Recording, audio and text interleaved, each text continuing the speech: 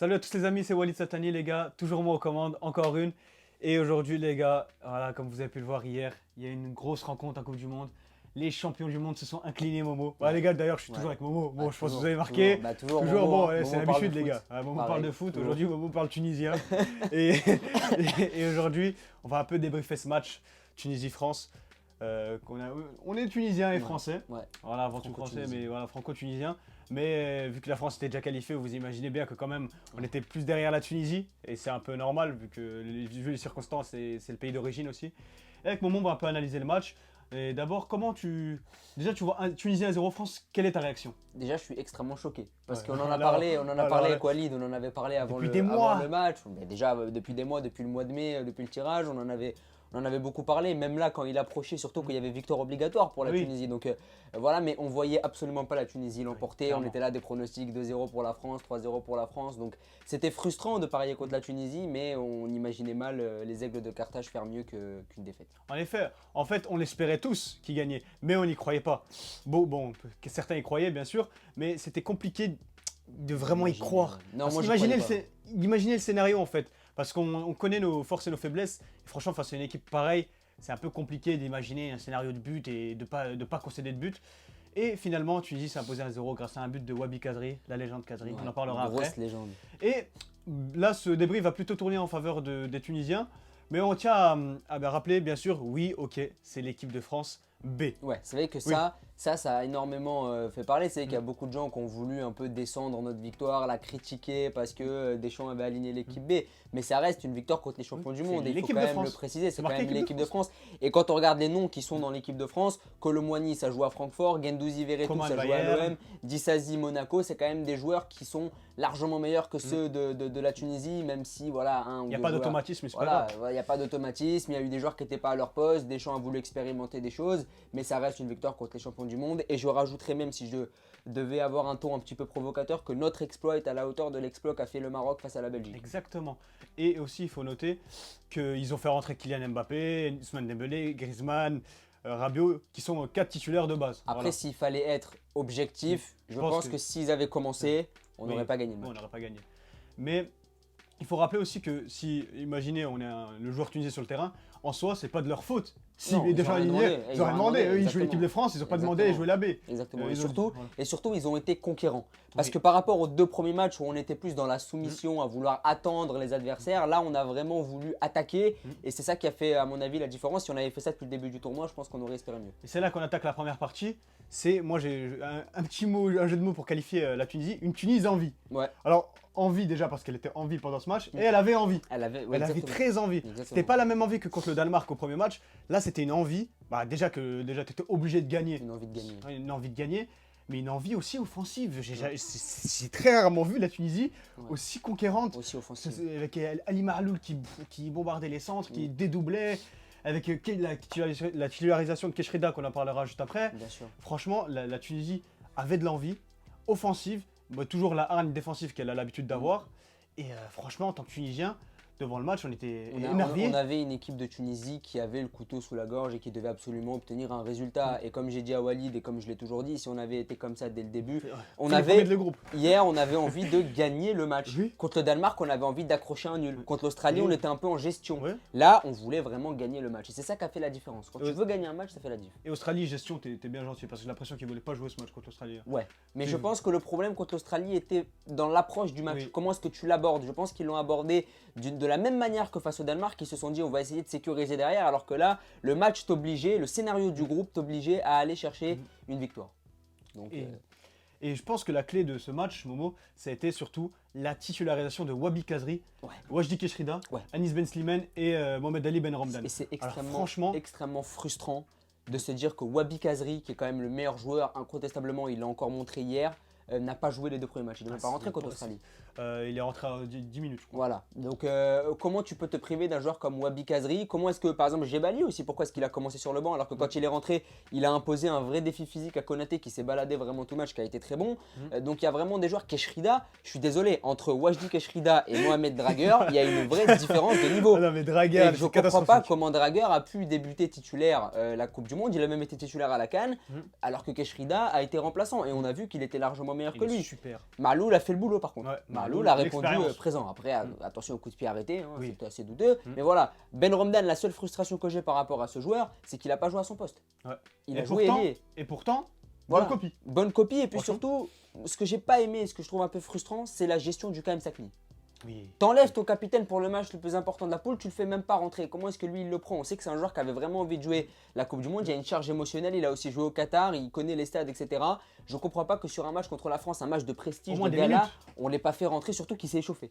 Et on lui a demandé d'aller se rasseoir. Le capitaine. C'est Je très trouve frustrant. ça, je trouve ça assez frustrant et scandaleux. Et sur le cas de Sekni aussi, apparemment il va prendre sa retraite internationale. Là, faut en parler de ça. Et quitter la Tunisie sur un match au moins des petites minutes contre la France. Avec une petite victoire, ça aurait fait du bien. Bref, tant pis pour Sekni. C'est extrêmement frustrant. Mais en tout cas, la titularisation de Kazri, les gars, on a beau dire ce qu'on veut sur le physique du joueur, peut-être il n'est pas apte physiquement, mais les gars, il faut rappeler que c'est le deuxième meilleur buteur de la sélection tunisienne de toute l'histoire, derrière Issam Jemara. Il a 25 buts désormais en, je crois, une cinquantaine, soixante-dizaine de sélections. Et c'est tout simplement exceptionnel, même s'il n'est pas couronné de titres. La Tunisie n'a pas gagné de titres ces 10 dernières années. Mais nous, en tant que Tunisiens, on suit la CAN, on suit les qualifs, on suit les Coupes du Monde. Franchement, Kazri, c'est un roi. Moi, pour nuancer un peu le propos, avant hier, j'émettais quand même des réserves sur Kazri. Déjà, arrivé en surpoids, je trouve ça quand même toujours assez scandaleux. Oui, on n'est pas d'accord sur la question Kazri, on en avait même parlé avant la vidéo, on n'est pas d'accord. Moi, avant hier, il n'était pas vraiment dans mon cœur, vraiment pas. C'était pas un joueur que j'appréciais. En plus, le côté affectif fait que contre l'OM, il nous a aussi fait mal quand il était à Saint-Etienne. Mais c'est pas un joueur que je portais spécialement dans mon cœur. Mais hier, il a vraiment fait preuve de volonté. C'est un joueur en plus qui aurait pu faire parler son ego et se dire je joue en France, je suis considéré comme le meilleur joueur de l'équipe, je vais un peu moins jouer, etc. Il est rentré, il avait vraiment faim, il avait vraiment envie. Au pressing, il était présent. Énormément d'énergie, de dynamisme. Et vraiment, je ne m'y attendais pas. Moi, si je me mets à sa place, que je suis le meilleur joueur de la sélection, que je ne joue pas les 2 premiers matchs titulaires, je peux, au niveau de mon ego, être assez touché et ne pas faire les efforts et me dire bon, je prends le match un peu par-dessus la jambe. Et lui, il a vraiment fait preuve d'une bonne mentalité, un vrai leader. Quand tu vois un neuf comme ça pressé, tu as envie de le suivre. Ben Romdan, Ben Slimane, ils avaient envie de le suivre. Donc voilà, comme je dis, j'étais un peu nuancé sur lui. Je trouve que le choix de la Tunisie, c'est un choix opportuniste. Voilà, s'il avait pu jouer avec l'équipe de France, je pense qu'il l'aurait fait. Je ne suis pas là pour émettre des fausses accusations, mais à mon avis, c'est le cas. Voilà, je ne l'ai jamais vraiment porté dans mon cœur, arrivé en surpoids, etc. Mais franchement, hier, il a vraiment fait le match qu'il fallait. Exactement, Kazri, déjà, les efforts ont payé. Il a marqué juste avant de sortir.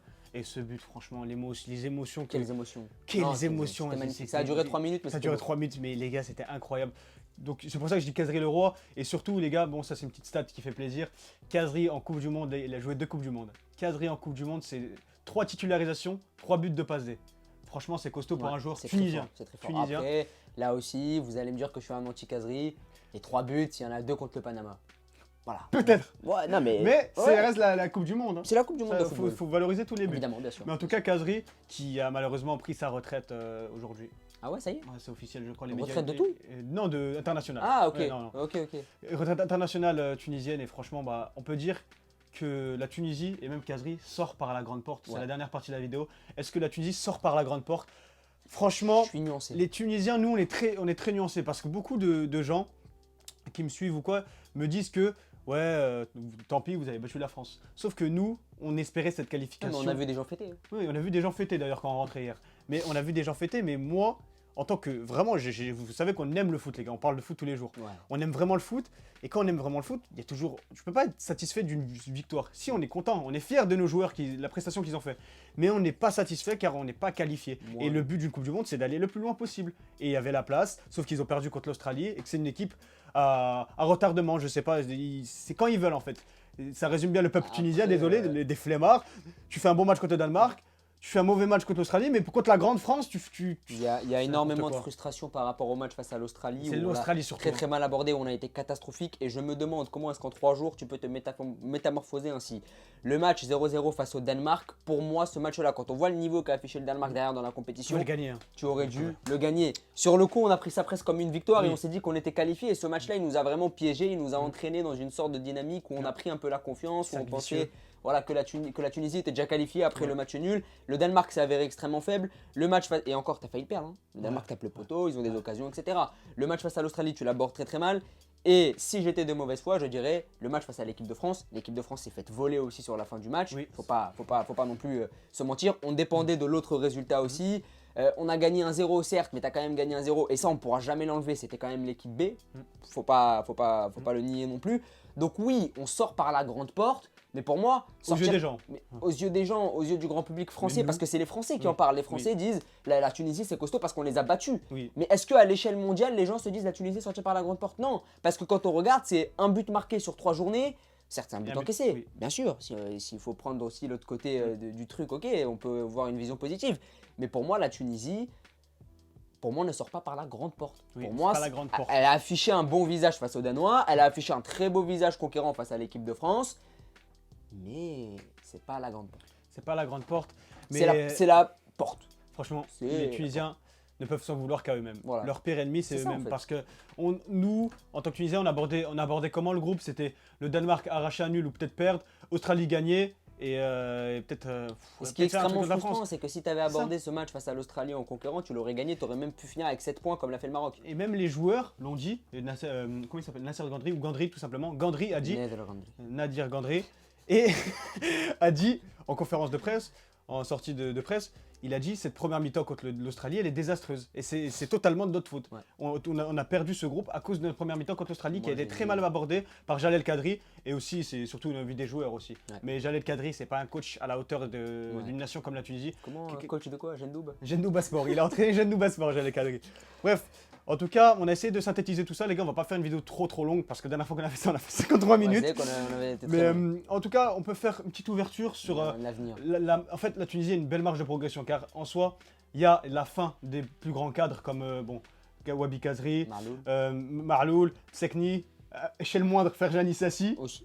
ouais, comme bien même. sûr. Bon, Et on peut voir aussi une jeunesse émergente avec Anis Ben Slimane qui a fait un super match, Ben Romdan, Hannibal. un peu plus petit Hannibal, je sais pas si c'est Ouais, Talbi, Ouais, je dis Kashrida, il est encore jeune. Keshrida, Talbi, surtout Damel, Talbi. il est jeune. D'ailleurs, si Talbi, Laïdouni, si Laïdouni et Skiri, ils signent pas dans un meilleur club Ouais. à l'issue de la Coupe du Monde, franchement, Skiri et Laïdouni sont vraiment c'était des vraiment joueurs la paire, impressionnants. une paire Impressionnant. exceptionnelle. J'étais un peu plus. Je pensais que Talbi allait faire une plus grosse Coupe du Monde. Franchement, il a fait nul. Mais il a été solide Il a et je pris pense qu'un que but. c'est un joueur qui peut vraiment aller plus loin. Il y a des joueurs comme Laïdouni, Skiri. Je pense aussi que vu que le championnat tunisien est à l'arrêt, que la formation tunisienne a un peu du mal en ce moment, faut essayer d'aller shipper des joueurs à la France, faut essayer d'aller shipper un Des peu des binationaux. binationaux dans Ouais, les exactement. diasporas, etc.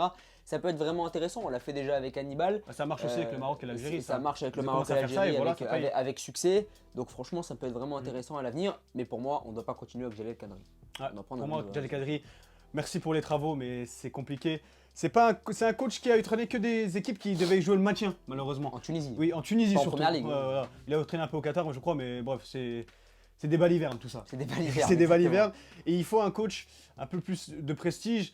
Et c'est compliqué. En tout cas, la Tunisie a affiché un vrai niveau contre la France. Ouais. Et franchement, on se dit tous que si on joue comme ça à la CAN, bien sûr qu'on gagne la CAN. C'est Mais pas la même, hein. oui, c'est pas la même. Mais en tout cas, cette CAN 2023, elle va être très décisive. Déjà, le coach qui va avoir aux ordres, plus le 11 qui va afficher. Si ce coach va prendre des risques, va Est-ce que- laisser les vieux, Est-ce ou que faire un mélange, Msakni ou va que les vraiment- jeunes. Parce que Msakni et Maloul, c'est pas encore officiel. Pas- Est-ce qu'ils vont Kazri, c'est vraiment officiel. prendre leur retraite? Est-ce qu'ils vont continuer? Est-ce qu'il y a vraiment assez de réservoirs au niveau de la jeunesse? On verra. Est-ce que le sélectionneur sera compétent? J'espère que ce sera un Tunisien, mais quel Tunisien? Je sais pas. En tout cas, les gars, vive la France. Vive la- Tahia Tounes vive la aussi. République. Tahia Tounes. On est content bien sûr pour la France qui est passée. Elle était déjà passée, mais on est toujours content pour la France. C'est juste qu'on a orienté ce débrief sur la Tunisie parce qu'il faut en parler. Je trouve que pas assez de personnes sur YouTube, par exemple Willou, etc., ils n'ont pas assez parlé de l'exploit des Tunisiens Ouais, malgré l'équipe B de la France. En tout cas, nous, on a souhaité en adore parler. Willou ici, nous. On adore le Willou, on adore adore Willou. TMF, on adore Riles, tout On le monde. adore tout le monde. Mais il faut plus parler de cet exploit tunisien. Et j'espère que d'ailleurs, comme je l'ai dit, les Tunisiens signeront dans des bons clubs Ouais. à l'issue de cette Coupe du Monde. Mais je te coupe. Comme dirait un célèbre philosophe, Tahia Tounes bled al-nizam wa taqaddum. Et voilà, dédicace à tous les bourgines. Et en tout cas, les gars, j'espère que ça vous a plu. Abonnez-vous à ma chaîne, abonnez-vous à la chaîne de Momo. Merci les gars. Abonnez-vous à nos TikTok, c'est important. On balance du contenu tout le temps.